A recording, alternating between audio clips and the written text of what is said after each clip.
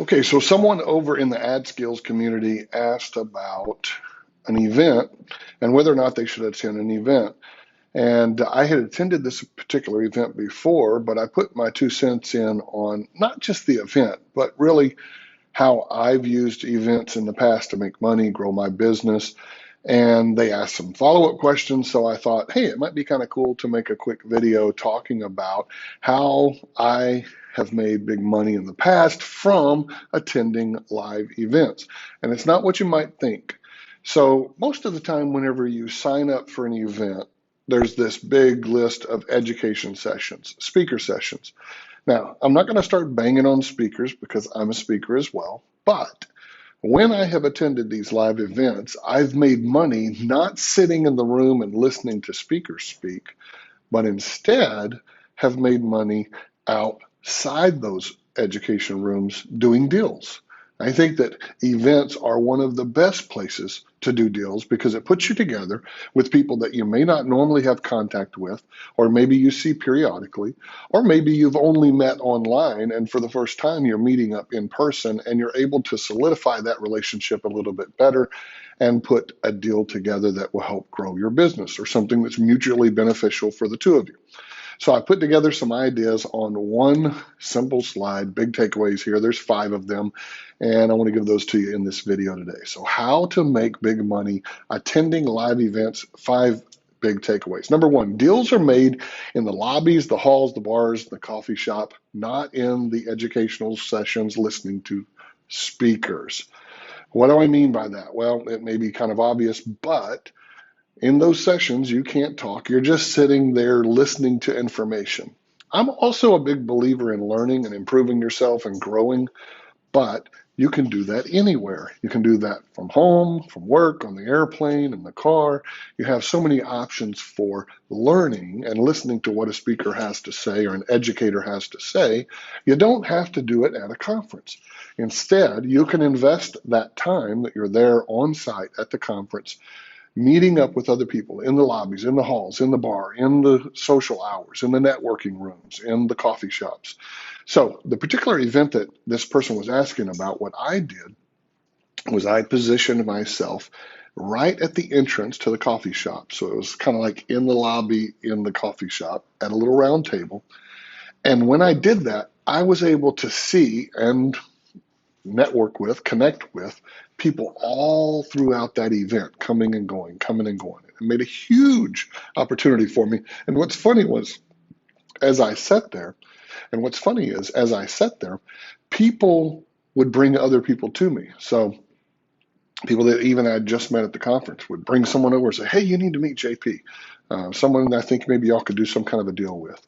And so positioning myself in the flow of traffic at the event and there where I could be seen and see and connect and reach out to and meet other people, it worked very well. So deals are made in the lobbies and the halls and the bars. This is a big takeaway. It's something you need to know when you go to a live event. That's where your deals are going to get done. Number 2, connecting with people is easy when you show genuine interest in others. And as I say here, don't walk around throwing up on people with your pitch. This goes for live events that are like a one-night mixer somewhere all the way to a multi-day conference. A lot of people, especially new marketers, new entrepreneurs, people that are just getting started, salespeople, etc., they have in their mind somehow that they're going to run around in an event and make as many contacts as humanly possible. And with each of those contacts, they're going to somehow get their message out. And as a result of that, these people are going to eventually do business with them. Well, it doesn't work that way. At an event, I would definitely say, and you want to try to make as many contacts as possible, but at an event, quality is definitely better than quantity, meaning the quality of the relationships you make, the type of people that you meet, and how well you connect with those people is more important than how many people you throw your pitch at or throw up on. So one of the things I like to do is, and this is just a good thing, I think the first book I ever read that talked about this was How to Win Friends and Influence People. Old book, well worth reading still. But he talked about that. He said, Showing genuine interest in other people is one of those things that will draw people to you. So have some questions ready in your hip pocket. One thing that you can remember, in fact, I would write this down: he or she who asks the questions controls the conversation. So have some questions ready that you can ask people. How did you get started in business? What were some of the things that you guys dealt with early on? Who are the kind of people that you serve? What solutions do you provide? On and on and on. So there are things that you can ask people that will get them talking about themselves. And guess what? Here's a little secret. People love to talk about themselves. So if you can get them talking about themselves, they will bond with you. They'll think you're the most interesting and wonderful person that they've met at the conference. And in reality, you're not really doing much of the talking. You're learning. You're educating yourself about them. You're also finding out what their pain points are, what their frustrations are, what their hopes and dreams and goals are. Once you know that information, you can potentially offer a solution, meaning a connection, a joint venture, a strategic alliance, a way to sell or serve them, or whatever. But you don't know that until you've heard enough and asked enough questions. And so being genuinely interested in other people is such a big key. And I think it's one of the reasons I'm a good interviewer. It's one of the reasons I am good at connecting and networking, is because I actually am curious. I have this innate curiosity about me that I want to know. I want to know about their business. I want to know how they get customers. I want to know what their struggles are. I want to hear their stories. And when you show genuine interest like that in other people, it will draw those people to you. So that's number two. Connect with people, and it's easy when you show genuine interest in when you show genuine interest in others. Number three, don't try to close the deal on the spot. Some people think this is a one call close when you're attending an event. It's not. It's the beginning or the next phase in a relationship. Use that conference, use that time together to connect. Like I said, it might be people that you've met online in a forum, in a Slack group, on Facebook, LinkedIn, etc., but you've never met in person. Maybe you've even seen each other in a Zoom call, but you haven't had a chance to sit down over a cup of coffee, over a lunch or a dinner or something, and actually connect with that person on a human level. And so it's a way for you to do that at the event and move that relationship further down the road. Or if it's someone that you're just meeting, understand that this is not time to close the deal. You can genuinely get some interest started. You can certainly tease and give ideas and thoughts and connect and give. But don't expect to close a deal. If something happens like that, great, fine. You pull out the contract, send them to your hello sign or whatever, and get them to sign. That's fine, whatever. But really, this is to move the relationship to the next step. So don't try to close on the spot. Number four, use front-end contracting to move the relationship to the next stage and set up your follow-up after the event. Now, as you'll notice, number five is the real money is in the follow-up. So how do you set up that follow-up? Well, that's number four. You use front-end contracting. I learned this years ago from one of my mentors. It was a very special person, very instrumental in my success in life, and especially in the speaking business. And he had this formula that he used, and I use it today. I've been using it for many, many years now, since about 2001. I've been using this contract. So for over 20 years now, as of this video, I've been using this to get a relationship to the next step in terms of how that business is going to be conducted with each other. And what front-end contracting does is, here's the key, it's very disarming.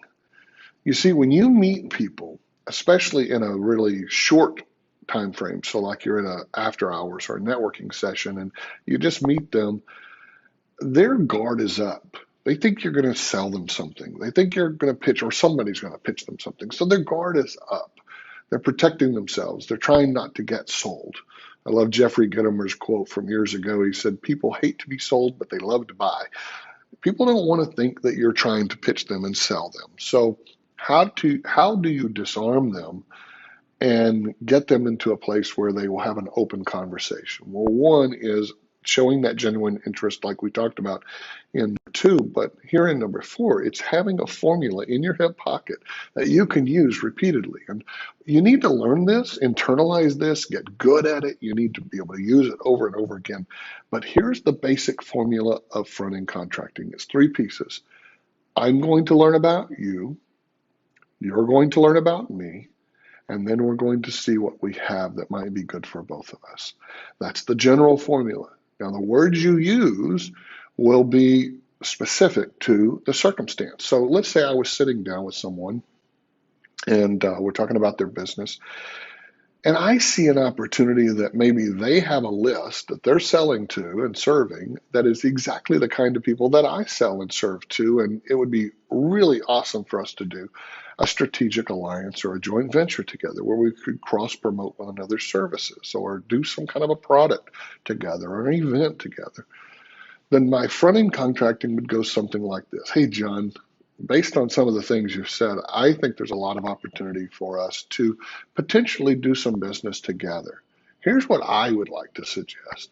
Let's both kind of walk away from this today, think about between now and next week what we think would be advantageous to be able to do together with one another. Let's hop back on a Zoom call next week. Let me learn a little bit more about what you're doing. Let me learn about the business and where you're headed and things that you're trying to achieve. Let you learn a little bit more about us, our services, what we're trying to do, and then see where we might have some cross marketing or strategic opportunities that we could put together, that we could do together. So that's the idea. Learn about you, you learn about me. Let's see what we can do together. That's very disarming for someone. And then the thing that I do is I lock down that meeting. So I say, I'm looking at my calendar here. I've got some time next Wednesday and Thursday. Which of those days would be better for you? Get them to make a choice. Let's say they choose Thursday. I say morning or afternoon. Which of those is better? They say afternoon. I say I've got some time at 1. I've got some time at 4:30. Which of those would be better for you? And so I use choices. It's a whole other thing that I do in terms of booking appointments, but I use choices and let people choose. People like to feel like they're guiding the process when if you're asking questions and giving choices, you're actually in control and guiding the process. But again, let's go back to front end contracting. Let me find out a little bit more about you, let you find out a little bit more about me or my business, etc., and see how we might have opportunities to work together. That's someone that you're having a very brief conversation with initially, and you want to move that to the next level. Most people will book that call and that follow-up. Then number 5, the big money, the real money is in the follow-up because most people never do. Remember this, people learn in layers, they buy in layers, they build trust in layers. And so in order to have a relationship with someone that ultimately is consummated by some strategic alliance or buying a product or service or something, you have to put lots of layers of trust and bonding on with them. And that means exposing them to what your business does, who you are as a person, who you are as a company, what you believe in, what you stand for. And that doesn't happen in one sitting. That's why I say in number 3, it's not a one-stop close. This is a multi-step, multi-layered process. And so this meeting that you're having with them is just one part of the process. So what kind of follow-ups can you do? Number 1, if you've talked to them and as you were talking to them, you said, such and such book is a great book you should read. Would be great for your business, then you could either send them a link to that book and say, hey, this is a great, as I mentioned, this is the book I was talking about. I think you really like it. If there's something that they're interested in, that you're interested in, I went and had lunch with a colleague of mine the other day. This was not necessarily a business relationship, but afterward we were texting some stuff related to archery because he was getting into archery. So things like that. You have to think about what it is that you've connected with them on and are there things that you can follow up with. You might even, if you decide to, worth the investment, send them the book. So if you've told them about such and such book and they wrote that book down, you hop on Amazon, you buy a copy and have it mailed to them as a gift from you. And you might even shoot them a text and say, hey, I ordered such and such book. It should be there shortly. I know you're going to love it. Be sure to check out chapter number 6. That's the one we talked about where they did A, B, C, D, E, F, G. Okay. So follow-up can be things that are give, which I suggest. It can be layers of trust and bonding. So if you've done some videos and put them on YouTube that speak to the kind of things that you were talking about, that tells your story, that sort of talks about your philosophy of business, etc., then you could send them links to those videos. If you have a trust and bonding sequence built up in emails, that would be great. with their permission to add them to. Say, hey, I'd love to send you a couple of things as a follow-up. Do you mind? You can always, let me know and I'll stop you from receiving those emails. But I have several things, an ebook and a report and a video, et cetera, I'd love to send you. So there's things you could do as a follow-up, but make sure that you have, when you leave, if possible, when you leave that conference or that event, that you have a set date of follow-up when you're going to meet with them again to move that relationship to the next step. And that might be the close. It might be the next step to a close. It might be more exploratory and finding out what they truly need and then making recommendations and prescribing a solution to them, that they ultimately buy a product, that they do a joint venture with you, whatever it is. Another thing you can do as follow up with people is to introduce them to other people. One of the most powerful things I've ever done and continue to do is making introductions by email or text and saying, hey, Bob, you should meet Frank. Frank, you should meet Bob. Here's why. You guys enjoy meeting each other and hope y'all can do some business together. And that's another thing you can do follow up. So you could literally list, if you wanted to, maybe I should do a PDF of that, list all the different ways that you could follow up someone in a sort of a value add way that's not just selling. If you remember, I believe, I live by, the more you give, the more you get, but you got to give, give, give. If you want to get. That's law. That's why I'm making this video. And shout out to Justin and Shauna Brooke for the ad skills community. If you're not in that community, if you're not a part of that, and you're in any form, shape, way part of the advertising and marketing space, the internet advertising and marketing space, you should check out Ad Skills, and they've put together quite a community. So anyway, I connected with a gentleman there who was interested in hearing about how I made money using events. This is what this video is all about. So I hope you enjoyed it. Give me some feedback. I'm going to put up a screen here. You can always connect with me on just about any social platform out there. I'm JP Maroney, or you can email me at askjp@jpmaroney.com. Take care, everybody. Bye-bye.